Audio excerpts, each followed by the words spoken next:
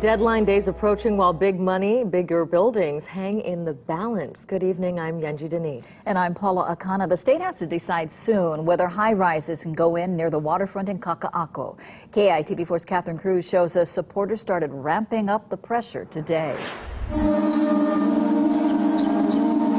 The crowd of Native Hawaiians gathered at the foot of the statue of the last reigning monarch before rallying at the Capitol Rotunda. The final push is on to allow new development in Kaka'ako, Makai. The Office of Hawaiian Affairs believes the battle is more than building residential high-rises.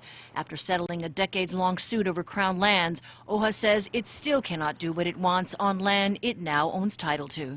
We want to use this opportunity to set an example of what good development looks like, that celebrates the community, that is community sensitive, community inclusive. And that is, in fact, a place that's with openness, access to the ocean, access to the waterfront. It's everything we represent. Those who fought to get a law passed banning residential development on the ocean side of Ala Moana Boulevard are watching closely to see if lawmakers back down from their stance of just a few years ago. The concern is if OHA is allowed to build residential towers, other landowners would push for that same right. Senate conferees presented a draft raising the height limit and changing language in the bill's preamble. And the height limit for parcels E and I is increased to 418 feet, and that's consistent with HB 1866, and to account for elevator shafts and things of that nature.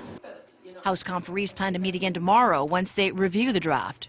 Given what happened some years back, and I know I was present with a lot of my colleagues here, fighting for public access and keeping things available to the public on the Makai side of Nimitz, that, we're trying to find a balance. OHA believes if the measure can get past the committee, the bill would have its best chance with a floor vote in both houses.